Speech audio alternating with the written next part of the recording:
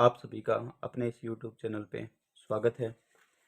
हम आपके लिए कक्षा 10 के लिए गणित विषय की एक महत्वपूर्ण सीरीज़ लेके आ रहे हैं, जिसमें हम प्रत्येक चैप्टर वाइज इम्पोर्टेंट प्रश्नों की चर्चा करेंगे।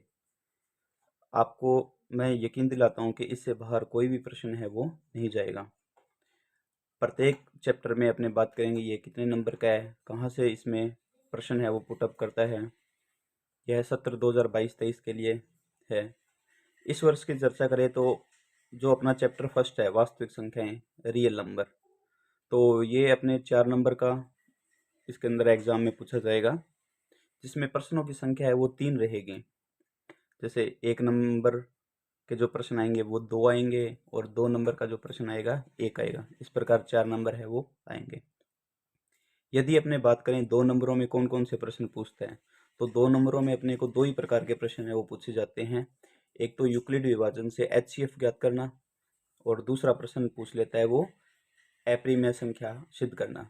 जैसे एग्जांपल दे देगा कि √3 है, उसको एप्रीमेय संख्या सिद्ध करो। ठीक है, इरेशनल नंबर प्रूव करना। तो अपने जो जो प्रश्न एग्जाम में पैटर्न के हिसाब से आते हैं उन्हीं प्रश्नों की चर्चा करेंगे। तो अपना जो चैप्टर पहला है, इसके अंदर अपने को 5 या 6 प्रकार के ही प्रश्न देखने को मिलेंगे। गणित में क्या है, संख्या तो बदल सकता है एग्जाम में, परंतु आपका पैटर्न है वो बिल्कुल सेम रहेगा। तो अपने उसके ऊपर चर्चा है वो करते हैं। प्रश्न संख्या 1 की बात करें तो प्रश्न दिया है संख्या 12, 15, 21 का HCF यानी महत्तम समापवर्तक व LCM ज्ञात कीजिए। तो अपने को यहाँ पे HCF और LCM पूछा है और अपने को 3 संख्याएं दे रखी है। तो अपने अभाज्य गुणनखंड करके प्राइम फैक्टर करके अपने इस क्वेश्चन को सोल्व करेंगे। तो सबसे पहले अपने संख्या लिखेंगे, जैसे 12 है, तो जो 12 संख्या है इसके अपने जब अभाज्य गुणनखंड करेंगे तो अपने पास में आएगा 2 गुणा में 2 गुणा में 3। ठीक है, बिल्कुल भी नहीं आ रहा है तो आप ऐसे करके देख सकते हो। 12 में सबसे पहले 2 का भाग देंगे, कितना आएगा 6। फिर 2 का भाग देंगे तो अपने पास में आएगा 3, और फिर 3 में 3 का भाग देंगे तो अपने पास में आ जाएगा 1। तो 2 गुणा में 2 गुणा में 3। ऐसे ही अपने 15, तो 15 के जब अपने प्राइम फैक्टर करते हैं तो 3 गुणा में 5, और 21 के अपने फैक्टर करेंगे तो 3 इंटू 7। तो ये अपने पास में इसके है वो अभाज्य गुणनखंड आ जाएंगे। इसके बाद में अपने को क्या करना है, जब इसका HCF ज्ञात करते हैं, HCF यानी महत्तम समापवर्तक, तो अपने को ये जो तीनों संख्याएं हैं इन तीनों में देखना है कि कॉमन कौन सा फैक्टर है वो आ रहा है, कौन सा गुणनखंड है वो कॉमन आ रहा है। तो इन सब के अंदर देखो 3, 3 और 3 ये सब में कॉमन आ रहा है, तो इसका जो HCF है वो अपने पास में हो जाएगा 3। यदि 3 के अलावा भी कोई और संख्या कॉमन आती तो वो इसके मल्टीपल में अपने लिखते, और फिर दोनों का मल्टीपल है वो अपने पास में HCF हो जाता।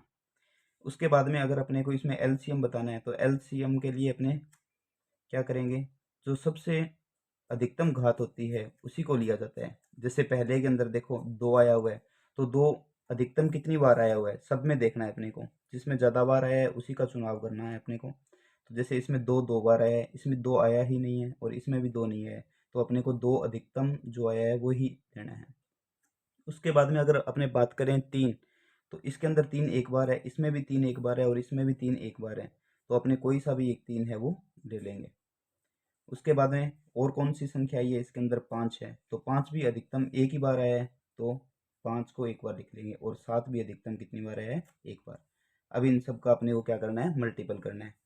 तो 2 2 ज़ा 4, 4 3 ज़ा 12, तो 12 इंटू 5 इंटू 7, तो 12 5 ज़ा 60, 60 इंटू 7, तो ये अपने पास में आ जाएगा 420, यानी 420 है वो अपना क्या आ जाएगा, आंसर हो जाएगा। तो इस प्रकार अपने क्या है, पहला प्रश्न सोल्व किया जिसके अंदर अपने को HCF और LCM है वो ज्ञात करना था। यदि इसके अंदर अपने को 2 संख्याएं भी दे सकता है एग्जाम के अंदर, तो 2 संख्या देगा तो वही पैटर्न रहेगा, अपने सिर्फ 2 संख्याओं के अंदर से ही देखेंगे कि कौन सा कॉमन आ रहा है। जो कॉमन आ रहा है वह अपना HCF हो जाएगा, और उसके बाद में जो अधिकतम घात लेंगे उसके हिसाब से अपने LCM है वो ज्ञात कर लेंगे। तो ये था हमारा प्रश्न संख्या 1। इस प्रकार का प्रश्न है वो एग्जाम में पूछा जाता है। इसके बाद में है प्रश्न संख्या 2। ये बहुत ही इंपॉर्टेंट क्वेश्चन है, इसके ऊपर बेस्ट क्वेश्चन है वो हर बार पूछता है। इसके अंदर दे रखा है HCF 96, कोमा 404 बराबर 4 हो तो एलसीएम 96 कोमा 404 ज्ञात करो। तो इस प्रश्न को थोड़ा सा समझना है अपने को। क्या दे रखा है, इसने बोला है कि दो संख्या है, एक तो 96 है, एक 404 है। इन दोनों का जो एचसीएफ है ना वो 4 है। तो अपने को एलसीएम है वो बताना है, 96 और 404 का जो एलसीएम है वो कितना होगा। तो इसके लिए अपने पास में एक फॉर्मूला है। फॉर्मूला क्या है वो अपने देखते हैं। तो इसका जो फॉर्मूला है वो है पहली संख्या गुणा में दूसरी संख्या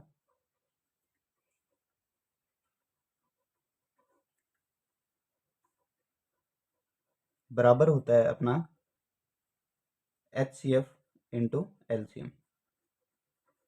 या आपने इंग्लिश में बात करें तो ऐसे लिख सकते हैं D1 into D2 equal to HCF into LCM. कहने का मतलब क्या है कि दोनों संख्याओं का जो गुणनफल होगा वो अपना HCF और एलसीएम के गुणनफल के क्या होगा, बराबर होगा। ठीक है। अब अपने को D1 यानी पहली संख्या है वो दे रखी है। तो पहली संख्या कितनी दे रखी है, 96 गुणा में दूसरी संख्या दे रखी है वो क्या दे रखी है अपने को, 404 इक्वल टू, अब HCF का मान भी दे रखा है अपने को। तो HCF का मान कितना है अपने पास में, 4 गुणा में एलसीएम का मान अपने को क्या करना है, ज्ञात करना है। तो एलसीएम का मान ज्ञात करने के लिए ये जो 4 है इस 4 को अपने दूसरी साइड में इनके भाग के अंदर है वो ले जाएंगे। तो अपने पास में बचेगा, एक साइड में तो रहेगा एलसीएम और इधर अपने पास में आएगा 96 इंटू 404 और अपॉन में अपने पास में कितना आ जाएगा, 4। तो अगर अपने 404 को 4 से कैंसिल आउट करें तो अपने पास में बचेगा 96 का तो 96 रहेगा, और जब 404 में 4 से डिवाइड करेंगे तो ये 101 आ जाएगा। ये किसके बराबर होगा, अपने एलसीएम के बराबर। उसके बाद में यदि दोनों का मल्टीपल करते हैं तो ये आएगा 9696। तो यही है वो अपने किसका मान आ जाएगा, एलसीएम का है वो मान आ जाएगा। तो जो अपना एलसीएम का मान है वो कितना आया है, 9696। अब इसमें एग्जाम में क्या करता है, इसको थोड़ा सा चेंज भी कर देते हैं। अपने को क्या दे देगा वो, एलसीएम का मान दे देगा कि इसके एलसीएम का मान है 9696 है। और अपने को किसका मान पूछेगा, एचसीएफ का मान पूछेगा। तो अपने को यही फॉर्मूला है वो यूज करना है, पहली संख्या दूसरी संख्या, फिर एचसीएफ की जगह तो एचसीएफ रखेंगे अपने, और एलसीएम का मान है वो रख देंगे। तो एलसीएम इसके अपॉन में जाएगा, तो इनको जब कैंसिल आउट करेंगे तो अपने पास में एचसीएफ का मान है वो 4 वापस है वो आ जाएगा। तो इस प्रकार एग्जाम के अंदर है वो क्वेश्चन पुटअप कर लेते हैं। इसमें तीसरा टाइप का क्वेश्चन ये भी पुटअप कर सकता है वो, कि अपने को एचसीएफ और एलसीएम दोनों के मान दे देगा, और उसके बाद में इन दोनों में से एक संख्या की जगह वो एक्स लिख देगा। ठीक है। तो उस एक्स का मान ज्ञात करना पड़ेगा अपने को। तो वही है, जैसे मान लो डिजिट वो फर्स्ट है उसकी जगह अपने को एक्स पुट कर दिया, और डिजिट 2 है वो अपने को 404 दे दिया, एचसीएफ का मान 4 दे दिया, और एलसीएम का मान है 9696 दे दिया। तो उसके बाद में अपने को क्या करना है, डिजिट 1 ज्ञात करने के लिए ये जो डिजिट 2 है 404 वो उसके अपॉन में चला जाएगा। तो इसके हिसाब से अपने डिजिट फर्स्ट है वो भी अपने फाइंड आउट कर सकते हैं। तो ये 3-4 प्रकार के प्रश्न हैं, इसी एक ही फॉर्मूले के ऊपर डिपेंडेड होते हैं। इसके अंदर एक चीज़ और भी अपने को देखना है, कई बार इसमें शॉर्ट क्वेश्चन ये भी पूछ लेता है। ये पूछेगा कि दो संख्याएं हैं, जैसे एक आपको दे दिया 96 है, दूसरी संख्या दे दी आपको 404 है। इन दोनों का सबसे पहले वो बोलेगा कि एचसीएफ ज्ञात करो। ठीक है। उसके बाद में अपने को बोलेगा एलसीएम ज्ञात करो। तो अपने जो पहला प्रश्न किया था अभाज्य गुणनखंड विधि से, तो दोनों का एचसीएफ और एलसीएम है वो निकाल लेंगे। फिर वो पूछेगा कि सूत्र जो अपना फॉर्मूला है उसको स्थापित करो। सूत्र को क्या करना है, स्थापित करना है। तो सूत्र को स्थापित कैसे करेंगे अपने, तो सूत्र को स्थापित करने के लिए अपना फॉर्मूला यही है। कौन सा फॉर्मूला, कि D1 इंटू D2 जो है वो बराबर आना चाहिए, किसके बराबर आना चाहिए, HCF गुणा में LCM के। तो फिर अपने यहाँ पे पहली संख्या, फिर दूसरी संख्या, फिर HCF का मान रखेंगे और फिर LCM का मान रखेंगे। तो यदि दोनों पक्ष अपने पास में दोनों पार्ट है वो इक्वल आ जाएंगे तो इसका मतलब ये सूत्र है वो स्थापित हो जाएगा। तो यही इस क्वेश्चन से रिलेटेड थे, जो क्वेश्चन बन रहे थे वो एग्जाम में हर बार है वो पूछता है। इसके बाद अपने बात करते हैं प्रश्न संख्या 3 की। प्रश्न है, बिना लंबी विभाजन प्रक्रिया किए बिना परिमेय संख्या 7/80 का दशमलव प्रसार बताइए, शांत है या अशांत। शांत हो तो मान भी ज्ञात कीजिए। तो इसके अंदर अपने को पूछा है कि एक परिमेय संख्या रैशनल नंबर दे रखा है 7/80। इसका जो डेसिमल एक्सपेंशन है यानी दशमलव प्रसार है वो बताना है कि शांत है या अशांत। तो सबसे पहले अपने बात करेंगे शांत और अशांत होता क्या है। तो अगर अपने बात करें शांत क्या होता है, जैसे अपने 10 में 3 का भाग देते हैं तो अपना आंसर अपने को पता है 3.333 इस प्रकार चलता जाता है। तो ये जो कंडीशन है इसको अपने बोलेंगे अशांत। इस कंडीशन को बोलेंगे अपने अशांत। और यदि अपने बोलें कि 11 में अपने 2 का भाग दिया है तो अपना आंसर आएगा 5.5 और ये यहाँ पे स्टॉप हो जाता है। तो इसका मतलब ये जो संख्या है वो कौन सी संख्या है, शांत।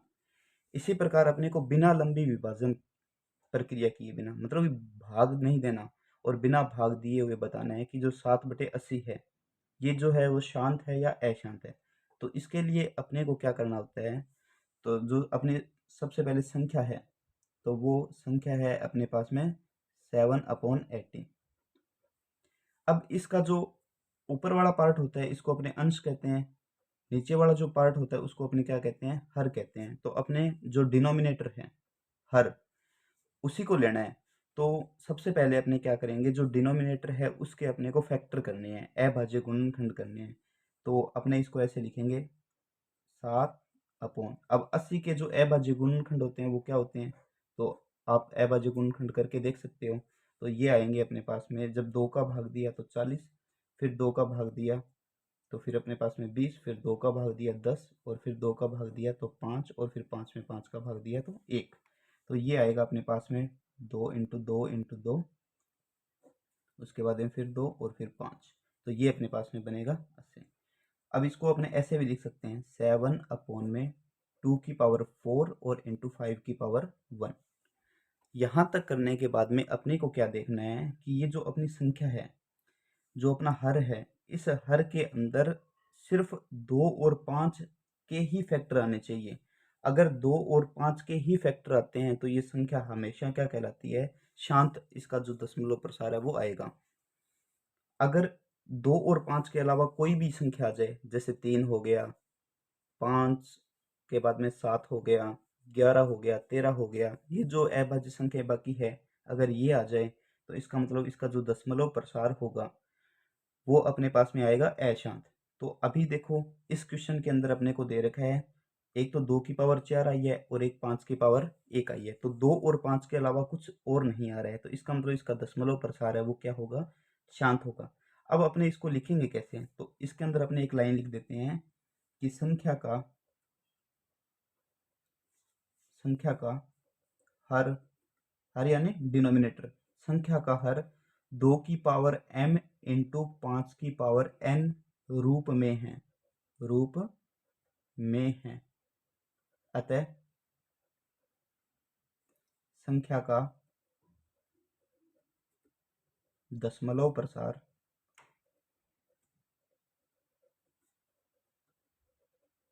शांत होगा।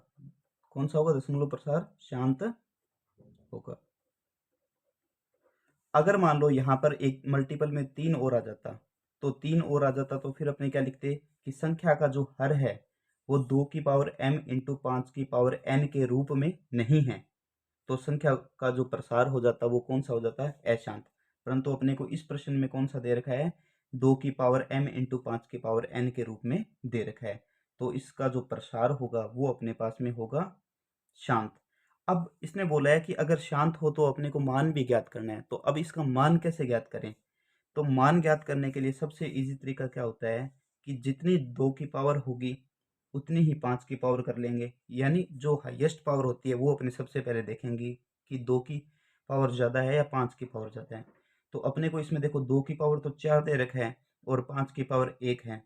तो इस प्रश्न को आगे जब अपने मान ज्ञात करेंगे तो कैसे करेंगे, तो मान ज्ञात करने के लिए अपने क्या लिखेंगे, जो संख्या थी 7/2 की पावर 4 और गुणा में 5 की पावर 1। अपने को क्या करना है, जितनी 2 की पावर है उतनी ही 5 की पावर बनानी है। तो 5 की पावर बनाने के लिए अपने को क्या करना पड़ेगा, 5 यहाँ पर एक ही बार है और जो 2 है वो कितनी बार है, 4 बार है। तो अपने क्या करते हैं, इसमें अपनी तरफ से 5 की जो पावर 3 है उसका गुणनफल है वो अंश और हर दोनों में कर देते हैं, यानी न्यूमिनेटर और डिनोमिनेटर दोनों के अंदर 5 की पावर 3 का है वो मल्टीपल कर देंगे। तो इससे अपने पास में क्या बनेगा, देखो ऊपर तो बनेगा 7 गुणा में, अब 5 की पावर 3 का मान ज्ञात करना है, तो 5 की पावर 3 का मान कैसे ज्ञात करेंगे, 5 गुणा में 5 गुणा में 5, तो ये अपने पास में आ जाएगा 125। तो ये आ जाएगा 7 गुणा में 125 और अपॉन में, देखो अब इनका मल्टीपल आपको ऐसे नहीं करना कि आप पहले 2 की पावर 4 करो उसका मान निकालो, अपने को देखो 2 की पावर 4 है, ठीक है। अब यहाँ पर 5 एक बार है और यहाँ पर 5 कितनी बार है, 3 बार है, तो अपने पास में 5 भी कितनी बार बन गया, 4 बार। अब ये काम अपने क्यों कर रहे हैं, आगे अपने लिए थोड़ा इजी हो जाएगा। अब 7 का अपने को मल्टीपल करना है किससे, 125 से, तो 7 5 जा 35, 3 अपने पास में कैरी आ गया, तो 7 2 जा 14 और 14 और 3 कितना हो गया 17, तो 1 कैरी आ गया और ये आ जाएगा 7 1 जा 7 और 1 कितना हो गया 8 आ गया। अब इसके अपॉन में देखो, अब यहाँ पर एक फॉर्मूला लगेगा कि 2 की पावर 4 है और 5 की पावर 4 है, इसका मतलब 5 2 जा कितना हो गया 10। अब 10 की पावर अपने पास में क्या बन जाएगा 4 बन जाएगा, और इसको अपने कैसे लिख सकते हैं 875 अपॉन में 1 के साथ में कितनी जीरो आ जाएगी 4 जीरो।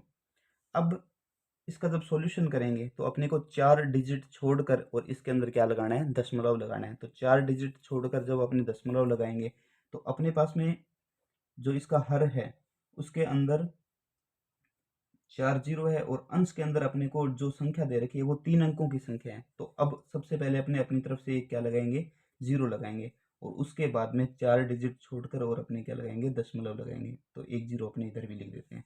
तो ये जो आया है वो इसका क्या आ जाएगा आंसर आ जाएगा, अर्थात भाग देते अगर साथ में अपने 80 का तो भी अपना यही उत्तर आता है, परंतु अपने को इसने बोला है कि बिना लंबी विभाजन प्रक्रिया किए बिना, यानी इसके अंदर अपने को भाग नहीं देना, सीधा अपने को इसका आंसर निकालना था।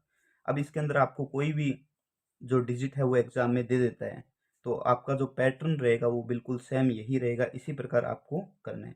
अगर सपोज करो यहाँ पर 5 होता ही नहीं, सीधा 2 की पावर 4 ही आता, ठीक है, तो फिर अपने क्या करते 5 का मल्टीपल है वो 4 टाइम दोनों साइड में कर देते, तो अपने पास में वापस 5 की पावर 4 है वो बन जाता, ठीक है। तो ये था अपना क्वेश्चन नंबर 3। इसके बाद अपने बात करते हैं प्रश्न संख्या 4 की। इसमें अपने को दे रखा है कि 231 व 396 का एचसीएफ यूक्लिड विभाजन एल्गोरिथम का प्रयोग करके ज्ञात करो। यानी अपने को एचसीएफ तो निकालना है, अपने को अभाज्य गुणनखंड विधि से नहीं निकालना है। इसके अंदर अपने को प्रॉपर नाम दे रखा है कि यूक्लिड विभाजन एल्गोरिथम का प्रयोग करके ही अपने को क्या है एचसीएफ निकालना है। तो सबसे पहले तो अपने को ये देखना होगा कि यूक्लिड जो विभाजन प्रमेय है वो है क्या। तो यूक्लिड विभाजन प्रमेय होती है वो है अपने पास में a बराबर बी क्यू प्लस आर। अब अपने ये समझते हैं कि a बराबर बी क्यू प्लस आर है क्या। तो अपने को देखो इस क्वेश्चन के अंदर दो संख्याएं दे रखी है, एक 231 दे रखी है और एक 396 दे रखी है। तो ये जो दोनों a और b है वो धनात्मक पूर्णांक होते हैं, तो इन दोनों संख्याओं में जो बड़ी संख्या होती है उसको हमेशा a मानेंगे अपने, और जो छोटी संख्या है उसको अपने क्या मानेंगे b। फॉर अपने एग्जाम्पल से समझते हैं कि जैसे 3 और 7 दो संख्याएं दे दी, ठीक है, तो अपने को विभाजन यानी भाग दे के देखते हैं। तो जैसे ही अपने बड़ी संख्या में देखो, अपने बड़ी संख्या में ही छोटी संख्या का भाग देंगे, तो जैसे ही बड़ी संख्या 7 में 3 का भाग देते हैं तो अपना उत्तर आएगा वो 2 आएगा 6 से, और यहाँ पे अपने पास में क्या बचेगा 1। तो ये जो 1 है वो तो शेषफल है, रिमाइंडर है, और ये जो 2 है वो अपना क्या है भागफल, ठीक है, और क्यूटेंट बोल देते हैं इसको। और जो 7 है वो अपना भाज्य है जिसको अपने बड़ी संख्या को a से लिखा है, और उसके बाद में अपने पास में जो भाजक है छोटी संख्या उसको किससे लिखा है b से लिखा है। तो अपने यहाँ पे ऐसे कह सकते हैं कि ये जो 7 है वो 7 कैसे आता है, वो आता है अपने पास में जब 3 और 2 का गुणा करवा देंगे, 3 गुणा में 2 और प्लस में जो अपना शेषफल होता है उसको जोड़ दें, तो अपने पास में वापस क्या है 7 आ जाएगा। अब देखो यहाँ पे 7 है वो है क्या, तो 7 है अपने पास में a, 3 है वो अपने पास में क्या है b है, जो अपना उत्तर आया था भागफल उसको अपने किससे डिनोट कर रहे हैं q से, और ये जो है वो अपना r आ जाएगा। तो देखो इसी से ये फॉर्मूला है वो यूक्लिड विभाजन प्रमेय है वो बन गया। तो इसी प्रकार अपने को 231 और 396 का HCF है वो ज्ञात करना है यूक्लिड विभाजन से। तो आपको एक साइड में तो स्टेप चलेंगे और एक साइड में आपको भाग देना है। तो सबसे पहले अपने को क्या करना है, बड़ी संख्या में छोटी संख्या का भाग देना है। तो एक साइड में अपने भाग देते हैं। जैसे बड़ी संख्या है अपने पास में 396 और इसके अंदर भाग देना है अपने को 231 का। ठीक है, तो जब 231 का भाग देंगे तो एक बार जाएगा और अपने पास में आ जाएगा 231। अब अपने को क्या करना है, इसमें से घटाएंगे तो ये अपने पास में आ जाएगा 5 और ये अपने पास में आ जाएगा 6 और यहाँ पे आ जाएगा 1। अब ये अपना एक स्टेप है वो कंप्लीट हुआ है। ठीक है, तो अपने सबसे पहले क्या लिखेंगे, स्टेप फर्स्ट लिखेंगे। तो यहाँ पे लिख देते हैं स्टेप फर्स्ट। तो स्टेप फर्स्ट का मतलब क्या है कि इसके अंदर ए का मान था वो तो था अपने पास में 396 यानी बड़ी संख्या। बी का मान है वो अपने पास में आया है 231। ठीक है, अब अपने को बताना है यूक्लिड विभाजन प्रमेय। तो यूक्लिड विभाजन प्रमेय के रूप में अपने स्टेप फर्स्ट को लिखते हैं। तो कैसे लिखेंगे, ये एक ही बार मैं यहाँ पे फॉर्मूला लिख रहा हूँ, आपको हर बार नहीं लिखना, सिर्फ एक बार लिखना है। तो ये अपना फॉर्मूला है। तो देखो ए का मान कितना है, देखो फॉर्मूले में गलतियां कर देते हो, यहाँ पे प्लस लगा देते हो या यहाँ पे गुणा का निशान सबसे ज़्यादा गलतियां करते हो। तो यहाँ पे ध्यान रखना प्लस का निशान है। तो ए का मान अपने लिखेंगे 396 बराबर का बराबर, उसके बाद में बी का मान, तो बी का मान अपने पास में कितना है 231 गुणा में ये क्यू का मान अपने पास में कितना है, देखो यहाँ पे ये रहा क्यू का मान कितना है 1, तो गुणा में 1 और प्लस में आर, तो आर का मान अपने पास में कितना है 165। ये अपना स्टेप एक है वो कंप्लीट हो गया। उसके बाद में अपने बात करेंगे स्टेप सेकंड की।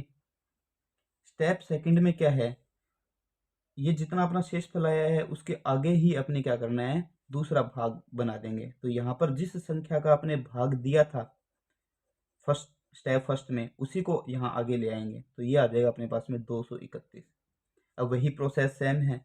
अब देखो बड़ी संख्या कौन सी है, अपने पास में कौन सी है 231, तो ए का मान तो हो जाएगा 231 और छोटी संख्या है वो अब अपने पास में कितनी है 165। यानी जो स्टेप फर्स्ट में शेष फल था वही अब क्या बन जाएगा, अपने पास में बी का मान है वो बन जाएगा। अब इसमें भाग देते हैं तो 165 का वन टाइम ही भाग जाएगा अपने पास में।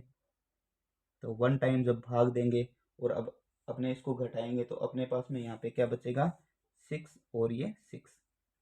ठीक है, तो अब इस स्टेप सेकंड को लिखते हैं। कैसे लिखेंगे, पहले ए का मान लिखेंगे, तो ए का मान 231 है बराबर का बराबर, उसके बाद में बी का मान अब की बार कितना है 165 है, फिर गुणा में क्यू का मान कितना है अपने पास में ए का है और प्लस में रिमाइंडर यानी शेषफल कितना है अपने पास में आर का मान 66। ये अपना कंप्लीट हो गया स्टेप नंबर 2। उसके बाद में अपने बात करेंगे स्टेप नंबर 3 की आगे। ये प्रोसेस अपने को तब तक करते रहना है जब तक शेषफल 0 न आ जाए। अब स्टेप थर्ड में क्या है, 66 अपना शेषफल था। अब लास्ट जिस संख्या का भाग दिया था वह अपने आगे ले आएंगे। तो यहाँ पे 165। ठीक है, अब 66 का जब भाग देंगे तो ये अपने पास में जाएगा 2 टाइम, तो ये आ जाएगा यहाँ पे 132 और अपने पास में शेषफल अब कितना रह जाएगा 33। अब स्टेप थर्ड में क्या लिखेंगे, ये अपनी बड़ी संख्या ए, तो ए का मान अपने पास में आएगा 165। बी का मान जिस संख्या का भाग दे रहे हैं अपने तो कितना है 66 है, तो अब इसको एल्गोरिथम में लिख देंगे। तो कैसे लिखेंगे, ए बराबर बी गुणा क्यू का मान इस बार देखो कितना है 2 है और प्लस में शेषफल अपने पास में कितना है 3। तो यहाँ तक अपने कितने स्टेप हो गए, 3 स्टेप हो गए। उसके बाद में अपने को क्या करना है, एक स्टेप और आगे चलते हैं। तो अब की बार आगे किसको लेके आएंगे अपने 66 को, तो यहाँ पे 66, तो 66 में जब 33 का भाग देंगे तो अपने पास में 2 टाइम जाएगा और कम्प्लीटली डिवाइड है वो हो जाएगा और अपना जो शेषफल है वो कितना आ जाएगा 0। तो शेषफल 0 आने के बाद में अपने स्टेप इसका जो लास्ट स्टेप है 4 नंबर वो लिखते हैं। तो ए का मान क्या होगा, बड़ी संख्या, तो इन दोनों में बड़ी संख्या कौन सी है 66। बी है वो अपना छोटी संख्या, वो कौन सी है 33। अब इसको एल्गोरिथम का प्रयोग करते हुए लिख देंगे। तो ए का मान आएगा 66 इक्वल बी का मान 33। भाग कितनी बार गया 2 बार, तो भागफल अपना 2 आया और प्लस में शेषफल अपना कितना आ गया 0। अब देखो अपने को बताना था इसके अंदर HCF। तो अब अपने को इसके अंदर HCF मिलेगा कहाँ? तो इसके अंदर आपको ध्यान रखना है HCF होगा क्या। तो HCF के लिए क्या होता है, जिस संख्या का लास्ट टाइम डिवाइड होता है, यानी जिस वह संख्या जिसका लास्ट बार भाग जा रहा है कंप्लीटली, वही अपना क्या कहलाता है, HCF कहलाता है। तो इस प्रश्न के अंदर 33 ऐसी संख्या है जिसका भाग लास्ट में पूरा पूरा है वो इसके अंदर कंप्लीटली डिवाइड है वो हुआ है। तो ये जो अपना 33 है, यही अपना क्या होगा, HCF होगा। तो यहाँ पे लिख देंगे 33, तो यही अपना क्या हो जाएगा, आंसर हो जाएगा। अब आपको देखो एग्जाम में ये क्वेश्चन आए तो आपको ये स्टेप भी लिखने हैं कंप्लीटली डिवाइड वाले, और ये स्टेप भी आपको लिखने हैं। और इसमें आपको एक चीज़ का ध्यान रखना है कि ए का मान हमेशा ही बड़ा होता है, किससे बड़ा होता है, बी से। तो ए का मान हमेशा बड़ा होगा किससे, बी से। तो ये चीज़ भी अपने को ध्यान है वो रखनी है। तो इस प्रकार अपने यूक्लिड विभाजन विधि से किसका मान ज्ञात कर लिया, HCF का मान है वो ज्ञात कर लिया। ये था अपना प्रश्न नंबर 4। अब हम शुरुआत करते हैं प्रश्न संख्या 5। प्रश्न है, सिद्ध कीजिए कि √3 एक अपरिमेय संख्या है, यानी इरेशनल नंबर है। तो ऐसे प्रश्न क्या है, कुछ स्टूडेंट ये मानते हैं कि ये क्वेश्चन बहुत हार्ड है, इसके मतलब कि लेंथ है वो काफ़ी ज़्यादा होती है, परंतु ऐसा नहीं है, बहुत इजी क्वेश्चन है। इसके अंदर अपने को एक ही पैटर्न का ध्यान रखना है। तो आइए अपने उसको समझते हैं। तो सबसे पहले तो अपने को दे रखा है कि √3 एक अपरिमेय संख्या है, ये अपने को प्रूव करना है।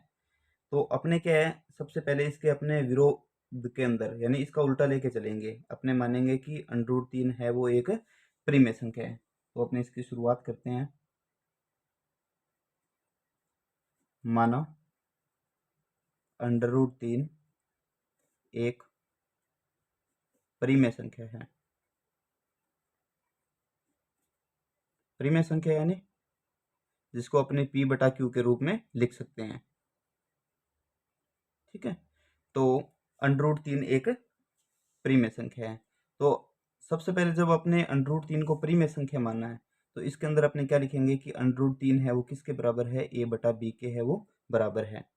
अब यहाँ A और B क्या है, यहाँ A व B सह अभाज्य संख्या है, सह अभाज्य संख्या है। अब बात आती है कि सह अभाज्य संख्या होती क्या है, ऐसी संख्या, ऐसी दो संख्याएं जिनके अंदर एक के अलावा कोई और कॉमन फैक्टर है वो न आए, कोई और कॉमन गुणनखंड ना आए। जैसे 3 और 5 है, फॉर एग्जांपल 3 और 5।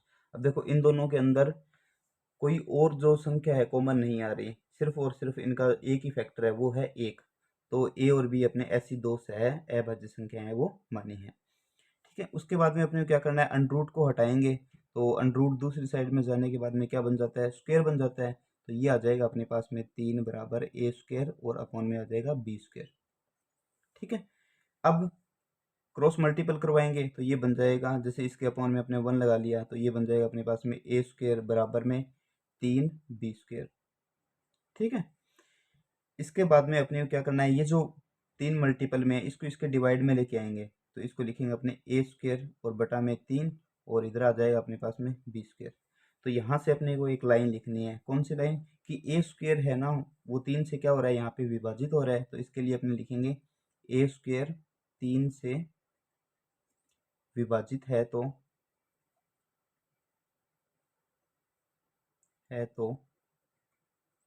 A भी 3 से विभाजित होगा, A भी 3 से विभाजित होगा, ठीक है। इसका मतलब A² में 3 का भाग जाएगा, तो इसका मतलब A में भी किसका भाग जाएगा, 3 का। तो यहाँ से अपने को एक टर्म है वो लेट करना है, मानना है। वो क्या मानेंगे, अपने बोला है कि A² है वो 3 से विभाजित है, तो A भी 3 से क्या है, विभाजित है, ये 3 है, ठीक है। तो 3 से विभाजित है, तो अपने क्या कर लिया, मान लिया कि A के अंदर किसका भाग जाता है, 3 का। तो अब A में जब 3 का भाग जाएगा तो कोई ना कोई तो आंसर आएगा। तो मान लिया इसका आंसर क्या आ गया अपने पास में, C। और जब इन दोनों को वापस अपने मल्टीपल करवाएंगे, गुणा करवाएंगे, तो वापस अपने पास में क्या आना चाहिए, ए। तो अपने क्या लिख सकते हैं, ए बराबर है किसके, 3C के।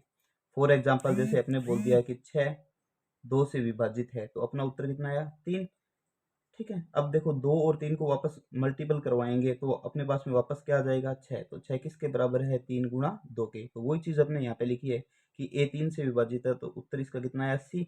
तो 3 का सी से वापस गुणा करवाएंगे तो किसके बराबर आएगा, ए का। ठीक है, तो यहाँ आपने क्या लिखेंगे, अतः ए बराबर किसके है, 3 सी के, जहाँ सी पूर्णांक है। जहाँ क्या है, सी पूर्णांक है। पूर्णांक यानी पूर्णांक। ठीक है, सी पूर्णांक है। अब ये जो अपने पास में यहाँ एक लाइन आई है, इसको अपने क्या कर देते हैं, इक्वेशन नंबर 1 दे देते हैं, समीकरण नंबर 1। ये थोड़ा काम में आएगा अपने पास में। अब ए का मान आया है 3 सी, अपने ए स्क्वेयर का मान निकाल लेते हैं। तो ए स्क्वेयर का मान है वो कितना आएगा, 9 सी स्क्वेयर। दोनों साइडों में अपने क्या कर दिया, स्क्वेयर कर दिया, तो 9 सी स्क्वेयर। अब ये जो ए स्क्वेयर का मान है वो अपने समीकरण नंबर 1 में रख देते हैं। तो लिखेंगे ए स्क्वेयर का मान समीकरण 1 में रखने पर। ठीक है, तो समीकरण 1 में रखेंगे तो यहाँ है ए स्क्वेयर, तो ए स्क्वेयर की जगह अपने क्या रख देंगे, 9 सी स्क्वेयर। तो 9 सी स्क्वेयर अपॉन में इसमें क्या है, 3 है, तो इसके अपॉन में 3 आ जाएगा, इक्वल में क्या आ जाएगा, बी स्क्वेयर। ठीक है, अब देखो 9 में 3 का डिवाइड करेंगे तो अपने पास में क्या आएगा, 3 आएगा, तो ये बचेगा 3 सी स्क्वेयर बराबर कितना आ जाएगा, बी स्क्वेयर। अब यहाँ से ये जो 3 है ना, इसको अपने क्या है, भाग में लेके आएंगे, किसके, बी स्क्वेयर के। तो बी स्क्वेयर के अपॉन में कितना आ जाएगा, 3। और यहाँ पे अपने पास में क्या बचेगा, सी स्क्वेयर का सी स्क्वेयर बचेगा। तो यहाँ भी वही सेम लाइन अपने को रिपीट करना है, कौन सा, यहाँ पर ए स्क्वेयर 3 से विभाजित था, और यहाँ पर बी स्क्वेयर है वो किससे विभाजित है, 3 से।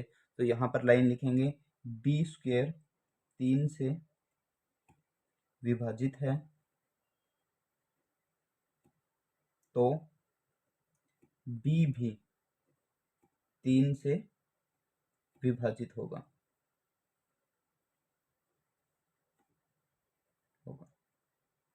ठीक है, अब यहाँ एक बात देखो, अपने शुरुआत में क्या बोला था कि ए और बी है ना वो सह अभाज्य संख्या है, मतलब इन दोनों में एक के अलावा कोई भी और कॉमन फैक्टर है वो नहीं आ रहा है।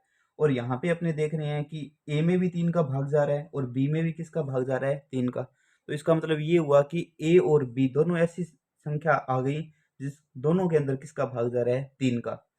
इसका मतलब इन दोनों का एक और गुणनखंड है, कौन, 3। तो यहाँ पर उसके बाद में नेक्स्ट अपने यहाँ कर लेते हैं। ठीक है, तो फिर क्या लिखेंगे अपने कि ए व बी का एक और गुणनखंड, एक और गुणनखंड 3 है। दोनों का एक और गुणनखंड कौन है, 3 है। इसका मतलब यह है अब सह अभाज्य संख्या नहीं रही। ठीक है, अतः ए व बी सह अभाज्य संख्या नहीं है। और शुरुआत में अपने क्या माना था कि ये दोनों कौन सी संख्याएं हैं, सह अभाज्य संख्या। अतः इसलिए यह प्रारंभिक स्थिति का विरोध करता है, विरोध करता है। प्रारंभिक स्थिति कौन सी थी अपनी, जब अपने माना था कि ए और बी क्या है, सह अभाज्य संख्या है। तो यह प्रारंभिक स्थिति का क्या है, विरोध करता है। विरोध करने का मतलब ये विरोध है वो उत्पन्न क्यों हुआ, ये विरोध इसलिए उत्पन्न हुआ कि √3 है वो एक परिमेय संख्या नहीं है। अगर √3 एक परिमेय संख्या होती तो ये विरोध उत्पन्न नहीं होता। तो फिर अपने क्या लिखेंगे, स्थिति का विरोध करते हैं, अर्थात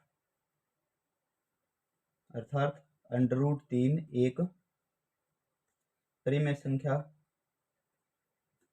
न होकर एक अपरिमेय संख्या है। एक कौन सी है, अपरिमेय संख्या है। ठीक है, तो ये अपना प्रूव हो गया कि √3 है वो कौन सी संख्या है, एक अपरिमेय संख्या है। अब ये प्रश्न है, चाहे आपको √3 आए, चाहे √2 आए, चाहे √5 आए, इन सभी संख्याओं को जब अपरिमेय संख्या सिद्ध करेंगे तो अपने को यही पैटर्न है वो लेके चलना है।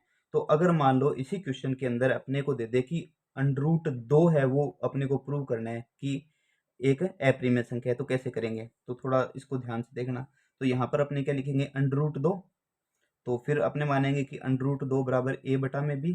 फिर यहाँ पे √2 उधर जाएगा, अंडरूट तो स्क्वायर बन जाएगा, तो यहाँ पे आ जाएगा 2।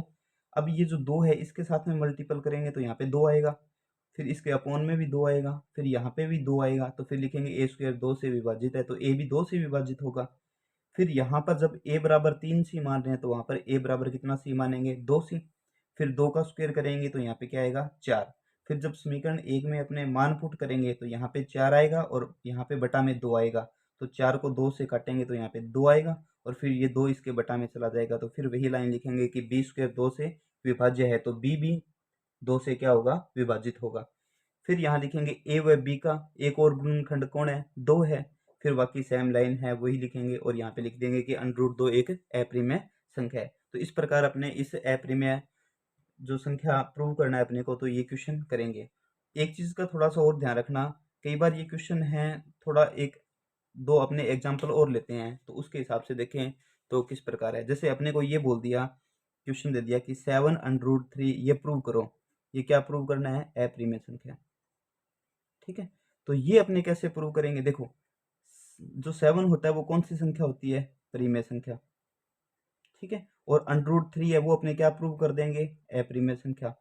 तो अगर ऐसा क्वेश्चन एग्जाम में आए तो अपने ऐसे डायरेक्ट भी कर सकते हैं, कैसे कि ये जो 7 है वो तो परिमेय संख्या है और ये √3 है वो अप्रीमेय संख्या है, तो अपने सबसे पहले √3 को क्या लेके चलेंगे, परिमेय संख्या लेके चलेंगे, और लास्ट में उसको क्या है, अप्रीमेय संख्या सोल्व कर देंगे, और लास्ट लाइन एक और लिख देंगे। क्या लिखेंगे कि ये जो परिमेय संख्या है 7 और यहाँ पे √3 अप्रीमेय संख्या है, इन दोनों का क्या हो रहा है, गुणनफल हो रहा है, गुणा हो रहा है। तो अपने एक लाइन लिख देंगे कि परिमेय संख्या और अपरिमेय संख्याओं का जो गुणनफल होता है वो हमेशा क्या होता है, अपरिमेय संख्या होता है। ठीक है, और अपरिमेय संख्या होता है तो इसका मतलब अपने क्या लिख देंगे कि 7√3 भी एक कौन सी संख्या है, अपरिमेय संख्या है। ऐसे ही अगर भाग में आए, जैसे ये बोल दिया 7/√3 इसको प्रूव करो, क्या प्रूव करना है, अपरिमेय संख्या। तो फिर अपने क्या लिख देंगे, 7 है वो परिमेय संख्या है और √3 है वो अपरिमेय संख्या है, तो लिख देंगे कि परिमेय संख्या और अपरिमेय संख्या का अनुपात, ठीक है, या भाग, वो भी क्या होता है, अपरिमेय होता है। तो फिर ये 7/√3 ये भी क्या हो जाएगी, अपरिमेय संख्या। तीसरा इसके अंदर ये पूछ लेता है कि जैसे 7 + √3 दे दिया, तो इसमें भी सेम ये करेंगे। तो ये जो परिमेय संख्या है और ये जो अपरिमेय संख्या है, इन दोनों का योगफल होता है वो भी हमेशा क्या होता है, अपरिमेय संख्या होगा। अगर इनका अंतर करें तो परिमेय संख्या और अपरिमेय संख्याओं का अंतर भी क्या होता है, अपरिमेय संख्या होता है। तो फिर ये अपने प्रूव कर सकते हैं कि ये क्या है, 7 - √3 है वो क्या है, अपनी अपरिमेय संख्या है। तो इस प्रकार अपने इस क्वेश्चन को है वो सोल्व कर सकते हैं। ये था हमारा क्वेश्चन नंबर 5। इसके बाद में अपने बात करते हैं प्रश्न संख्या 6 की। प्रश्न दे रखा है कि संख्या 6 की पावर n - 5 की पावर n के इकाई का मान क्या होगा, यानी जो इकाई अंक है ना उसका पूछा है, मान क्या होगा यदि n एक प्राकृतिक संख्या है। प्राकृतिक संख्या यानी 1 2 3 4 नेचुरल नंबर है वो अपने को लेना है। तो ये प्रश्न कई बार एक नंबर के अंदर है वो पूछ लेता है, जैसे अपने ऑब्जेक्टिव टाइप क्वेश्चन है वो आते हैं तो उसके अंदर पूछ लेता है। तो अपने को यहाँ पर n का मान है वो 0 नहीं रखना बस, और पॉजिटिव रखना है। नेचुरल नंबर कहाँ से स्टार्ट होते हैं, तो नेचुरल नंबर स्टार्ट होते हैं 1 से, तो 1 2 3 इनमें से कोई भी एक है, अपने n की वैल्यू पुट करेंगे और अपने पास में मान आ जाएगा। तो सबसे पहले मान लो अपने n का मान 1 लिया, तो 6 की पावर 1 - 5 की पावर भी 1, तो इसको जब सोल्व करते हैं तो 6 की पावर 1 6 होता है, 5 की पावर 1 कितना होता है, 5। तो इनका घटाव करने के बाद में अपना आंसर क्या आया, 1। इसका मतलब इकाई का जो अंक है वो कितना है, 1 है। अगर आप n का मान 2 पुट करोगे तो भी ये सोल्व हो जाएगा, तो n की जगह 2 पुट किया तो यहाँ पे 6 की पावर 2 और 5 की पावर भी 2, तो 6 की पावर 2 होता है 36 माइनस 5 की पावर 2, तो ये आ जाएगा 25। अपने पास में जो आंसर बचा वो कितना बचा, 11। अब इसमें भी देखो इकाई का अंक पूछा है अपने को, तो इसका इकाई का अंक है वो कितना है, 1 है। तो ऐसा जो इसका आंसर हो जाएगा वो क्या हो जाएगा, इसका इकाई का जो अंक है वो कितना हो जाएगा अपने पास में, 1।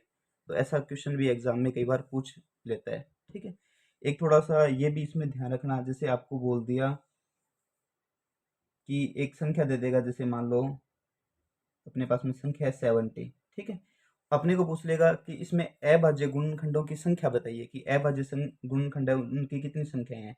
तो अपन सबसे पहले इसके अभाज्य गुणनखंड करेंगे, तो 70 के अभाज्य गुणनखंड किए तो ये 2 से डिवाइड किया 35, ठीक है। फिर उसके बाद में 5 से डिवाइड किया ये 7 और ये 7। तो देखो 70 के जो गुणनखंड आए हैं वो 2 इंटू 5 इंटू 7। तो यहाँ पर देखो अभाज्य गुणनखंडों की संख्या कितनी है, 3 है। तो इसका आंसर हो जाएगा कि अभाज्य गुणनखंडों की संख्या है वो अपने पास में हो जाएगी 3। तो ये था अपना चैप्टर फर्स्ट जो आपने कंप्लीट कर लिया। एग्जाम के अंदर इन क्वेश्चनों से बाहर है वो नहीं जाते हैं, तो आपको प्रॉपर यहीं पे ध्यान देना है, ज़्यादा इसके अंदर और कुछ टाइम वेस्ट नहीं करना है। यहाँ से आपका जो 100% है ये चैप्टर है वो कंप्लीट हो जाएगा। धन्यवाद।